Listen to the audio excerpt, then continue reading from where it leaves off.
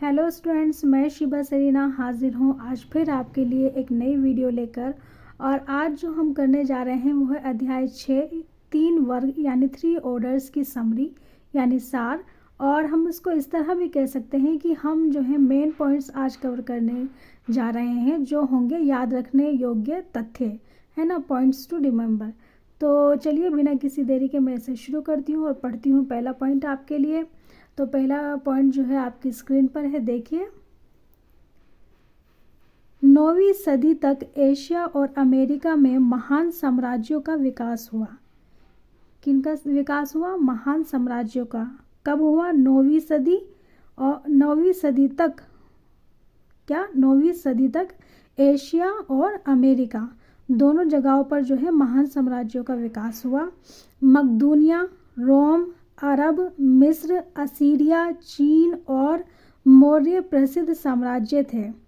ये जो समय था, इस समय में जो प्रसिद्ध साम्राज्य रहे वो कौन कौन से थे? मकदूनिया, रोम, अरब, मिस्र, असीरिया, चीन और मौर्य प्रसिद्ध साम्राज्य थे। ठीक है, ये नाम आपको याद कर लेने हैं। थर्ड पॉइंट देखिए, 5वीं सदी में रोम साम्राज्य का पश्चिमी भाग विघटित हो गया था। तो हमने जो पहले चैप्टर पढ़ा था रोम के बारे में उसमें मैं आपको बता चुकी हूँ। समरी में भी मैंने आपको ये बताया था कि रोम का जो साम्राज्य था उसका पश्चिमी भाग जो है वो विघटन की ओर चल पड़ा था। 9वीं सदी तक पश्चिमी और दक्षिणी यूरोप के वाणिज्यिक केंद्र एक्स, लंदन, रोम व सियाना बहुत छोटे थे पर समाप्त नहीं हुए थे। तो क्या कह रहे हैं, 9वीं सदी तक जो है कुछ ऐसी जगहें थी जो अभी तक पूरी तरीके से समाप्त नहीं हुए थे आर्थिक तौर पर, वाणिज्यिक तौर पर। कौन कौन है उसमें? पश्चिमी और दक्षिणी यूरोप के वाणिज्यिक केंद्र जैसे एक्स, लंदन, रोम व सियाना, ये जो है बहुत छोटे थे लेकिन जो है अभी भी कायम थे, समाप्त नहीं हुए थे। अब बात करते हैं, आगे बढ़ते हैं। तो इसी समय क्या हुआ? इसी समय सामंतवाद का जन्म हुआ। किसका जन्म हुआ? सामंतवाद का जन्म हुआ। ये एक महत्वपूर्ण घटना है जो प्राचीन विश्व इतिहास में घटती है और इस सामंतवाद की प्रक्रिया ने बहुत बड़ा बदलाव जो है पूरी दुनिया में पैदा किया। जहाँ जहाँ सामंतवाद आया वहाँ वहाँ जो है बड़े बदलाव हुए। ठीक है, पूरा जो ढांचा था वो एक तरीके से बदल गया। इसके बारे में आप जब डिटेल बुक पढ़ेंगे, चैप्टर पढ़ेंगे तो और देखेंगे इसके बारे में। ठीक है, कैथोलिक चर्च का बोलबाला था जिसका केंद्र बिंदु पोप था। अब बोलबाला किसका था? कैथोलिक चर्च का था और उसका जो केंद्र बिंदु है वो पोप थे। आगे बढ़ते हैं। यूरोपीय शासकों ने धर्म युद्धों की अवधि में भूमध्य सागर के पार के स्थानों से संबंध सुदृढ़ किए। तो ये जो एक बात कही इन्होंने, यूरोपीय शासकों ने धर्म युद्ध की अवधि में भूमध्य सागर के पार के स्थानों से संबंध सुदृढ़ किए। तो धर्म युद्ध के बारे में भी मैंने आपको लास्ट जो चैप्टर करवाया था, जो समरी करवाई थी, उसके बारे में बताया था कि धर्म युद्ध जो है वो होने लगे थे, काफ़ी सारे धर्म युद्ध हुए थे। तो उसमें जो है किस तरीके से जो इनके संबंध थे वो भूमध्य सागर के पार के लोगों से कैसे बदले, कैसे बने, वो भी इम्पोर्टेंट पॉइंट है। इससे यूरोप के आंतरिक व्यापार में सुधार हुआ। क्या हुआ? यूरोप के आंतरिक व्यापार में सुधार हुआ। चलिए आगे देखते हैं। व्यापार वाणिज्य के विस्तार से मानव जीवन मूल्यों का स्वरूप परिवर्तित हो गया। क्या कह रहे हैं? अहम बात है।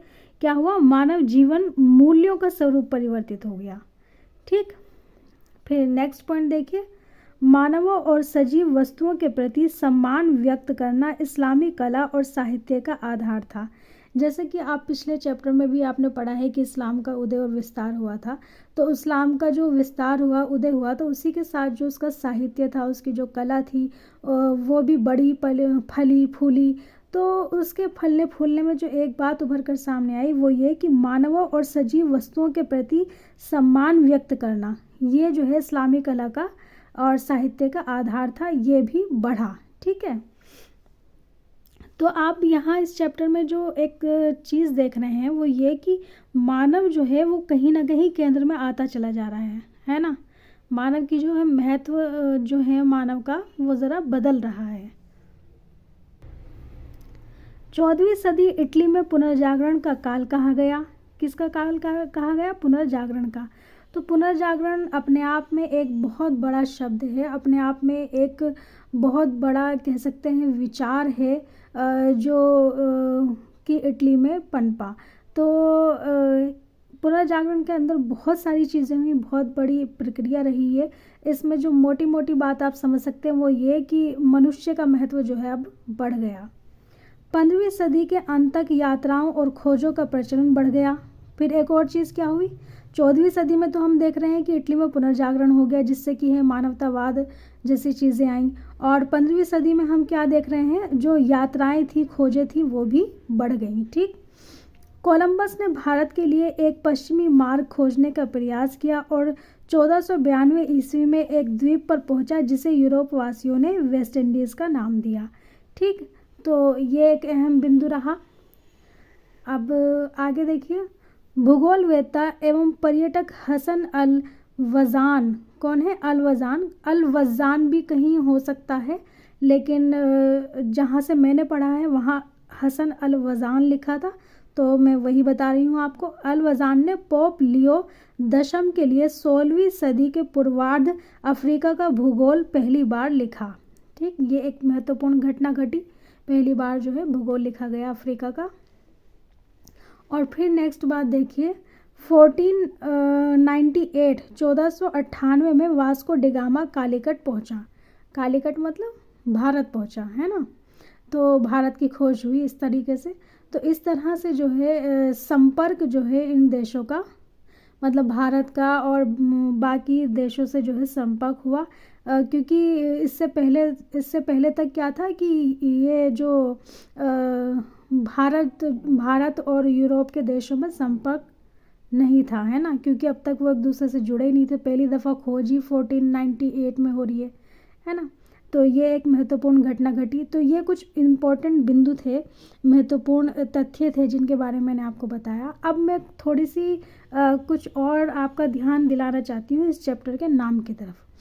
चैप्टर का जो नाम है वो है 3 वर्ग। आप सोचेंगे कि मैम ने ये पहले क्यों नहीं बताया शुरुआत में इसलिए नहीं बताया क्योंकि जो बिंदु मैं आपके साथ कवर करने जा रही थी वो जो बिंदु थे वो ओवरऑल चैप्टर को डिफाइन कर रहे थे, और आप पूरे चैप्टर को जो है सिर्फ 3 क्लास को ध्यान में रखकर, 3 वर्ग को ध्यान में रखकर नहीं पढ़ सकते। इंडिविजुअल भी उनकी अपनी पहचान है, तो इसलिए मैंने इसको थोड़ा सा बाद में रखा। तो चलिए अब आपको बताती हूँ। गोल क्या है? एक जगह है। गोल रोम साम्राज्य का एक प्रांत था। कहाँ का? रोम साम्राज्य का एक प्रांत था। जर्मनी की एक जनजाति फ्रैंको ने गोल को अपना नाम देकर उसे फ्रांस बना लिया। तो ये बहुत ही इम्पोर्टेंट पॉइंट है। आपको इसको न केवल इस दृष्टि से कि ये एग्ज़ाम के लिए इम्पोर्टेंट है, बल्कि इस दृष्टि से कि ये नॉलेज भी आपको होनी चाहिए कि जो फ्रांस आज नाम है वो नाम कैसे पड़ा, जो फ्रांस आज है वो कहाँ से, मतलब किस तरह से उसका इमर्जेंस हो रहा है, ये भी आपको ध्यान रखना है। तो आप इसको हमेशा याद रखिए कि जर्मनी की एक जनजाति थी फ्रैंको ने गोल को अपना नाम देकर उसे फ्रांस बना दिया। ठीक है, फिर क्या हुआ? फिर जो एक और अहम बिंदु है जो आपको याद रखना है वो ये कि इसी फ्रांस में फ्रांसीसी समाज 3 वर्ग, पादरी, अभिजात और कृषक से बना था। तो ये जो फ्रांस था, इस फ्रांस में जो समाज था, फ्रांसीसी समाज, वो 3 वर्ग में था। 3 वर्ग मैंने आपको बता दिया, पादरी, अभिजात और कृषक। तो ये जो नाम है इस चैप्टर का वो इन्हीं पर आधारित है, इन 3 वर्ग पर। 3 क्लासेस जो हैं वो यही हैं, पादरी, अभिजात और कृषक। इसके बारे में भी आपको इस चैप्टर में अच्छी तरह जो है पढ़ने को मिलेगा, जानने को मिलेगा। इसकी और डिटेल अगर आप जानना चाहते हैं तो मैं जब NCERT का ये चैप्टर पूरा कवर करवाऊँगी तो आप वो मेरे साथ पढ़ सकते हैं और देख सकते हैं। तो यहाँ पर फिर जैसे कि मैं आपको पहले बता ही चुकी हूँ कि सामंतवाद का विकास हुआ था, सामंतवाद आया। तो सामंतवाद एक अहम घटना है, तो उसके बारे में पढ़ेंगे आप कि सामंतवाद का विकास इंग्लैंड में 11वीं सदी में हुआ, वो पढ़ेंगे। और 11वीं सदी में इंग्लैंड में कृषि जो है प्राचीन स्वरूप में होती थी। फिर कालांतर में जो है कृषि में उपयोग आने वाले औजार बदल गए, है ना। भाई टाइम के साथ बदलाव तो आता ही है, तो वहाँ पर जो है बहुत सारे उनके औजार बदल गए। और फिर 11वीं से 13वीं सदी तक आते आते यूरोप का आर्थिक विस्तार शिथिल पड़ गया। कैसा, मतलब कि शिथिल पड़ गया। और इसका कारण जो था वो मौसमी परिवर्तन, जनसंख्या वृद्धि, महामारी, ऐसे बहुत से मतलब इस तरह की जो है चीज़ें थी जिसकी वजह से 11वीं से लेकर 13वीं सदी में यूरोप का जो आर्थिक विस्तार था वो शिथिल पड़ गया। तो ये सारी चीज़ें हैं जो 3 वर्ग के इस चैप्टर में इम्पोर्टेंट हैं। उम्मीद करती हूँ कि आपको अच्छी तरह सभी पॉइंट समझ में आए होंगे और चैप्टर की जो समरी है वो आपके दिमाग में आ गई होगी। और इन सभी पॉइंट्स को आपको याद रखना है। हर एक पॉइंट अपने आप में अहम है, अहम भूमिका रखता है। अब इसी के साथ मैं आपसे लेती हूँ अलविदा। उम्मीद करती हूँ कि आपको ये वीडियो अच्छी लगी होगी। अगर वीडियो अच्छी लगी है तो इन्फॉर्मेटिव लगी है, आपके काम के लायक है, तो प्लीज़ इस वीडियो को लाइक करें, शेयर करें। साथ ही अगर आप इस चैनल पर नए हैं तो मेरे इस चैनल को आप सब्सक्राइब भी कर लें और बेल आइकन को प्रेस करें ताकि लेटेस्ट नोटिफिकेशंस जो है वो आप तक पहुंचती रहें। और बस इसी के साथ मैं आपको कहूँगी धन्यवाद कि आपने मेरी इस पूरी वीडियो को देखा, इसको सुना। और एक बार फिर कहूँगी thank you for watching this video. खुश रहिए, पढ़ते रहिए। और अब मिलेंगे हम अपनी नेक्स्ट वीडियो में जहाँ हम चैप्टर नंबर 7 जो है वो डिस्कस करेंगे। उसके जो अहम बिंदु होंगे, उसकी जो समरी होगी वो हम कवर करेंगे। ठीक है, तब तक के लिए टेक केयर।